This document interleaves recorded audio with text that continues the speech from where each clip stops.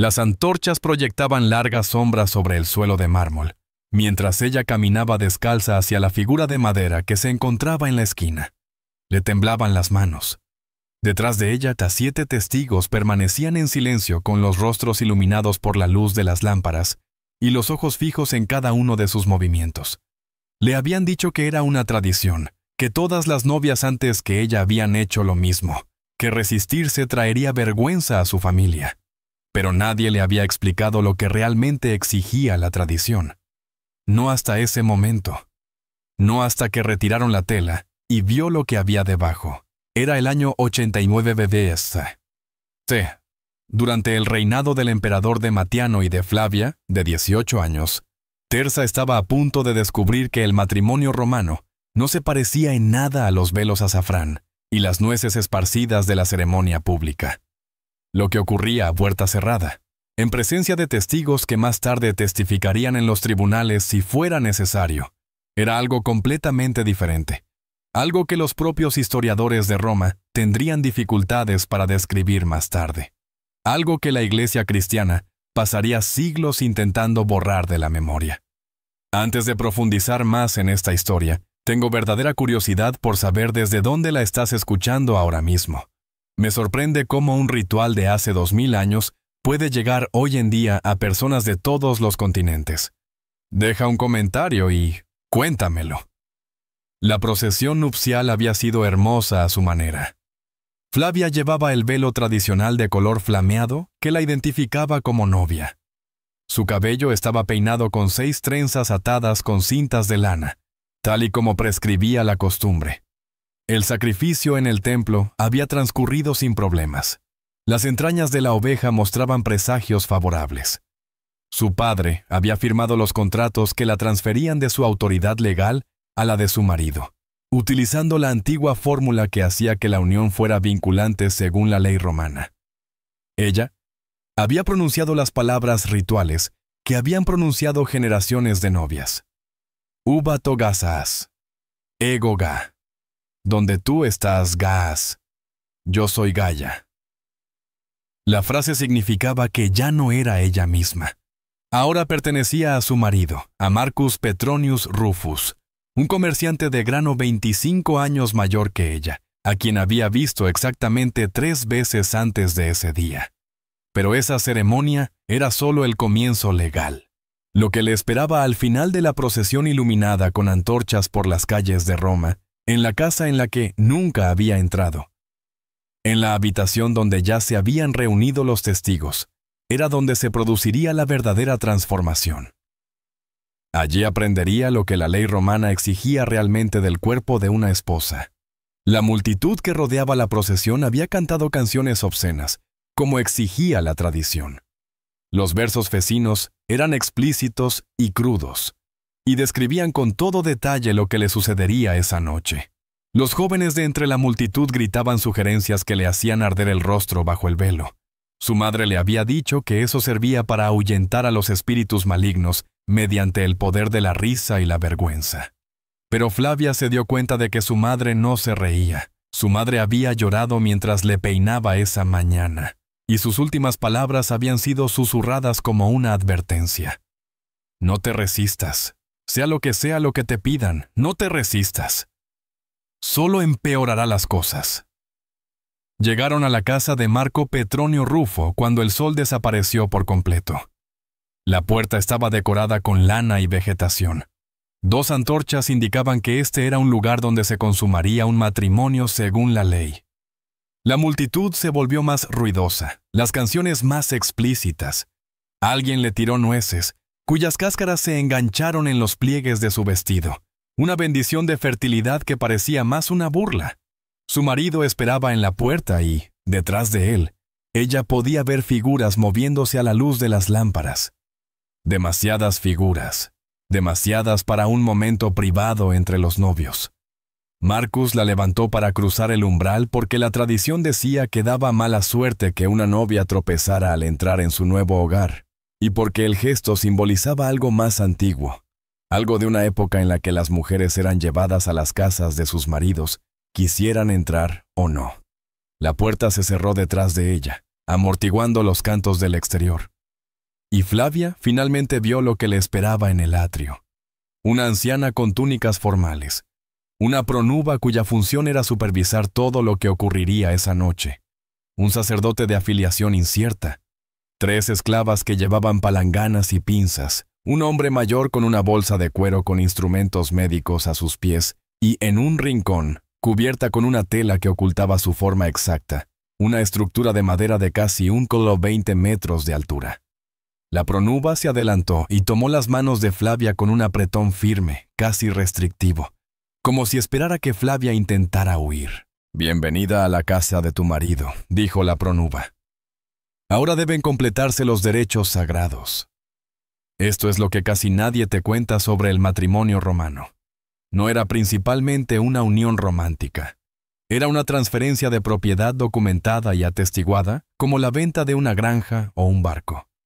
La ley romana clasificaba el matrimonio como conventio y manum, literalmente paz para manos, lo que significaba que una mujer pasaba de ser propiedad de su padre a serlo de su marido.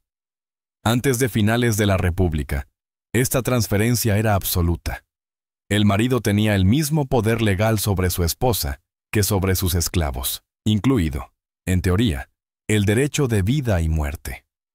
En la época imperial, cuando Flavia recorrió ese camino iluminado por antorchas, la ley se había suavizado un poco. Las mujeres podían poseer propiedades. El divorcio era posible en determinadas circunstancias, pero el principio fundamental se mantenía. El matrimonio transfería a una mujer de la autoridad, de un hombre a la de otro. Y, como todas las transferencias de propiedad importantes en Roma, requería verificación. Pensemos en cómo gestionaban los romanos la venta de tierras. Testigos observaban la transacción. La propiedad se inspeccionaba para confirmar que se ajustaba a la descripción del vendedor. Se invocaban rituales para obtener la bendición divina sobre la transferencia. Se recorrían los límites, se sellaban los documentos, y todos los implicados entendían exactamente lo que se estaba intercambiando. Los romanos aplicaban esta misma lógica al matrimonio, con una adición crucial. El valor principal de la novia residía en su capacidad para producir herederos legítimos. Su cuerpo era la propiedad que se transfería.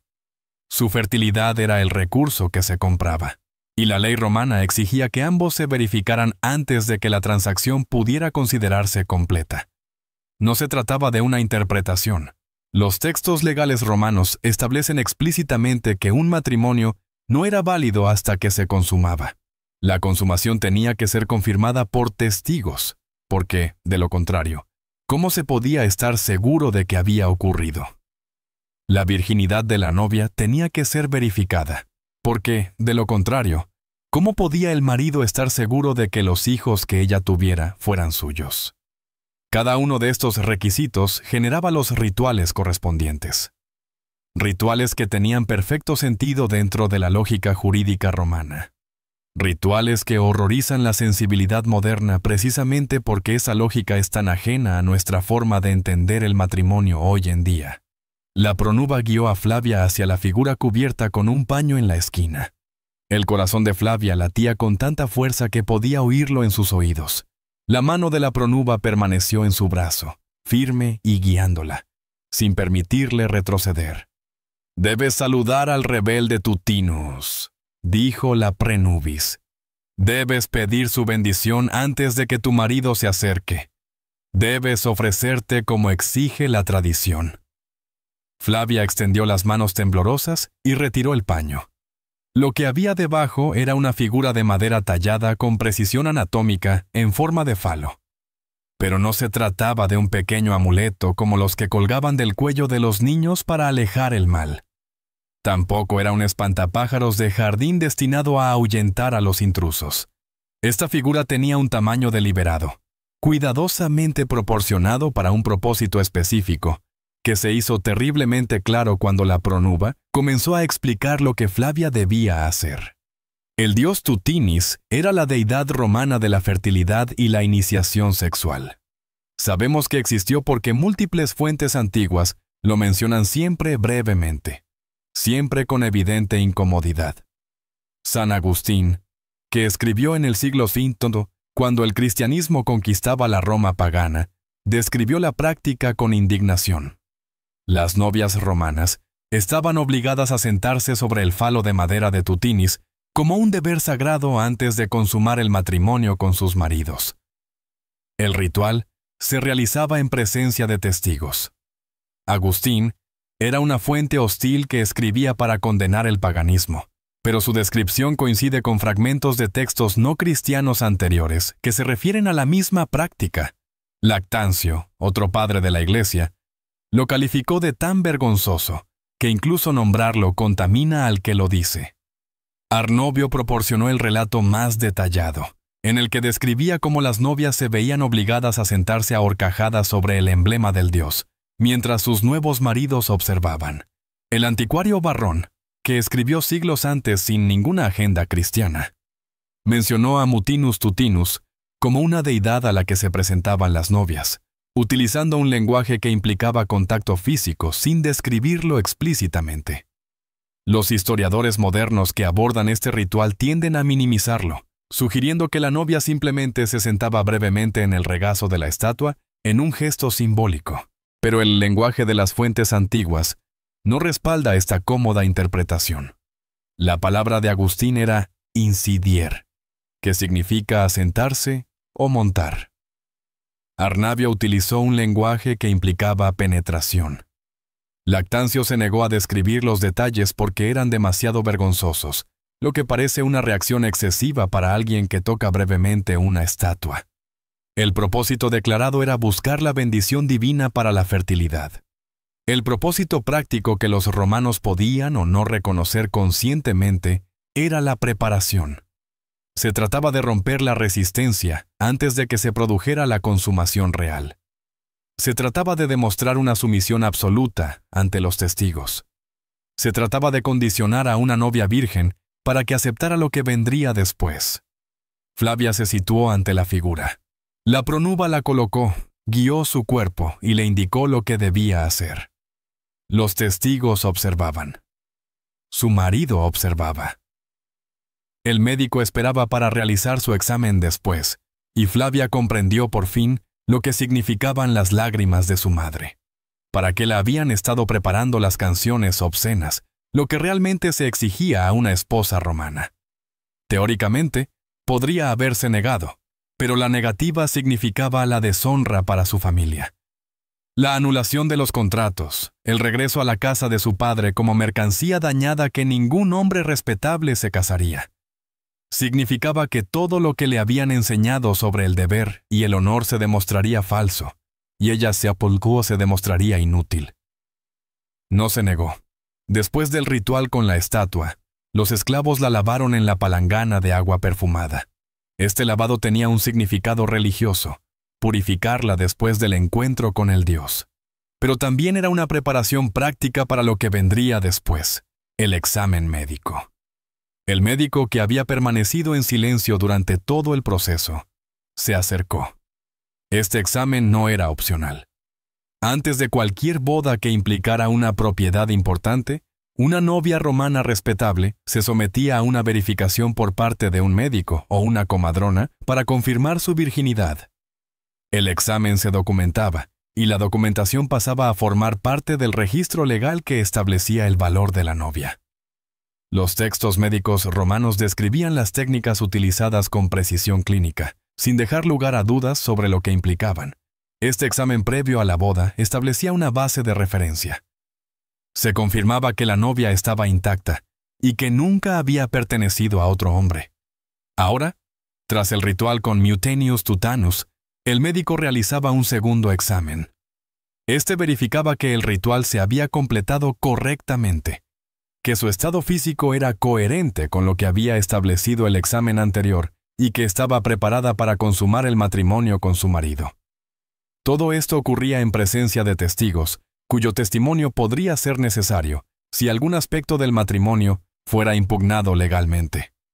Lo que sorprende a los lectores modernos de las descripciones romanas no es solo su carácter invasivo, sino su naturalidad. Los romanos no consideraban estos rituales traumáticos o problemáticos. Eran simplemente procedimientos necesarios para llevar a cabo una importante transacción legal. Los sentimientos de la novia al ser examinada, observada y documentada no eran más relevantes que los sentimientos de una granja que se inspecciona antes de su venta. Los bienes no tienen sentimientos. Los bienes se transfieren de acuerdo con los procedimientos adecuados. Después del examen, Flavia fue conducida a la alcoba que se había preparado para la consumación. La habitación había sido decorada según la tradición, con la cama matrimonial colocada de manera que se viera perfectamente desde la puerta, que permanecería abierta durante toda la noche. Las lámparas de aceite proporcionaban suficiente luz para que la pnuba pudiera observar desde su posición cerca de la entrada. Los esclavos que se necesitarían después estaban listos en el pasillo. Marcus entró. Parecía nervioso, lo que sorprendió a Flavia. Ella había supuesto que estaría seguro de sí mismo, autoritario. En cambio, miró a la pronuba con algo parecido a la vergüenza antes de acercarse a la cama. La pronuba habló, con voz formal y ritualista. La novia está preparada. Los dioses han bendecido la unión.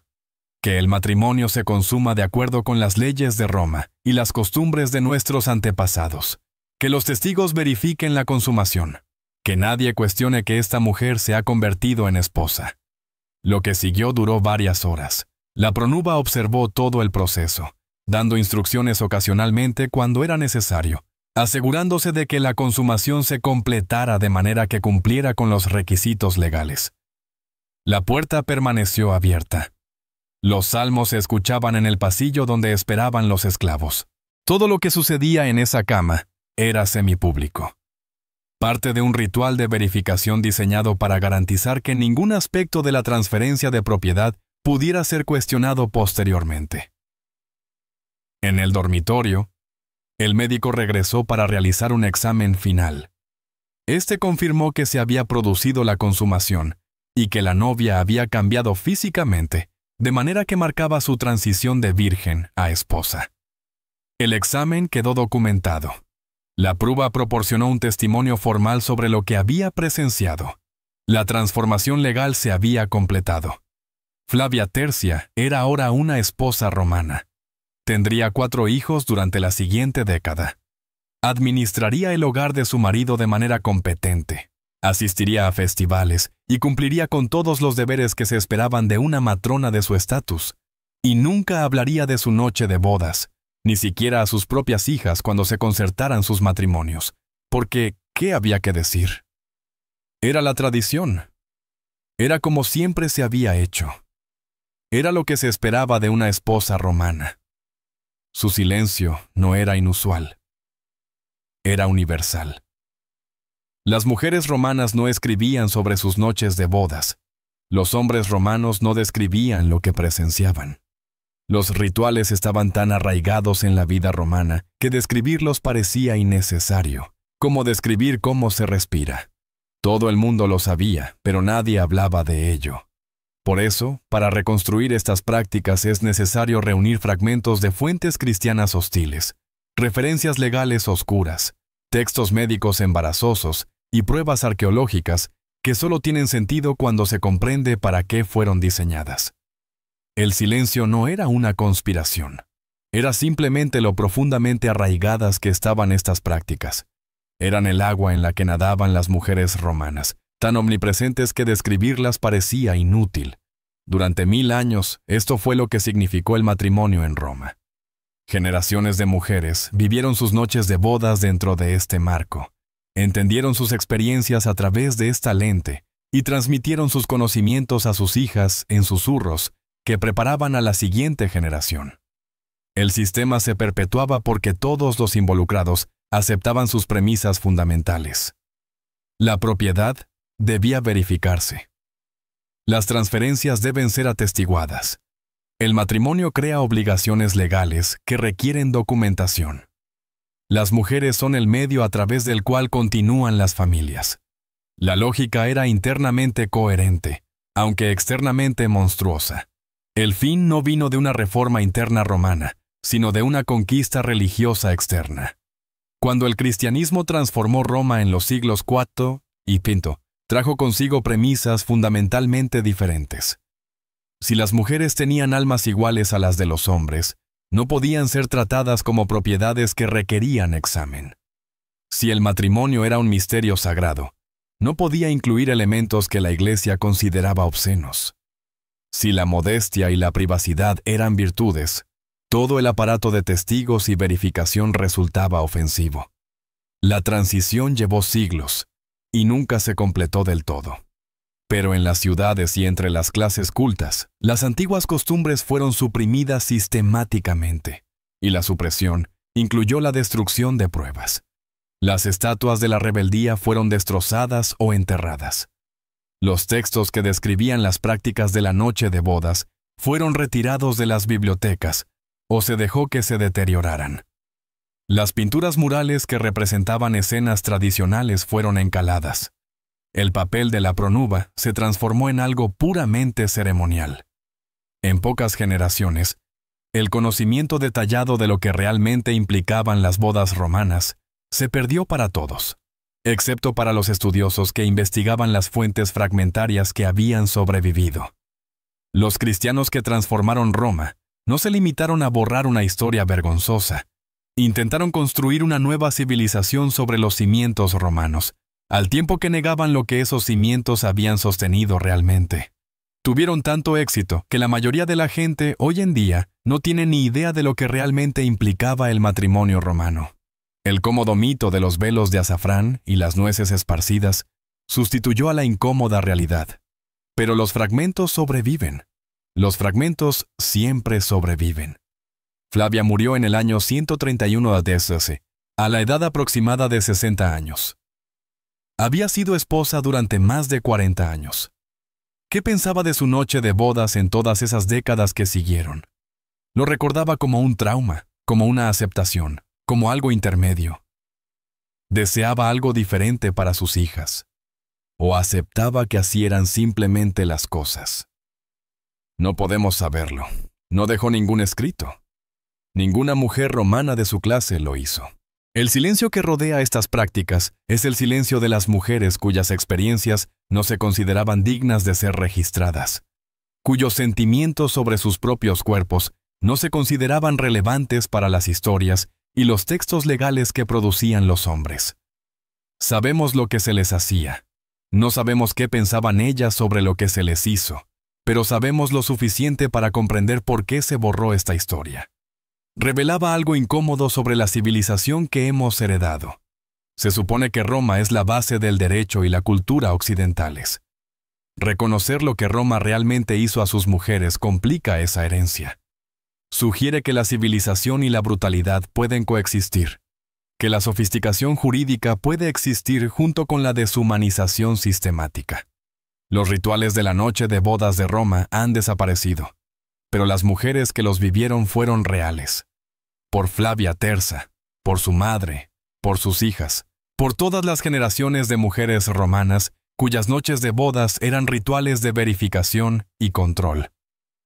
Vivieron, aguantaron, fueron silenciadas.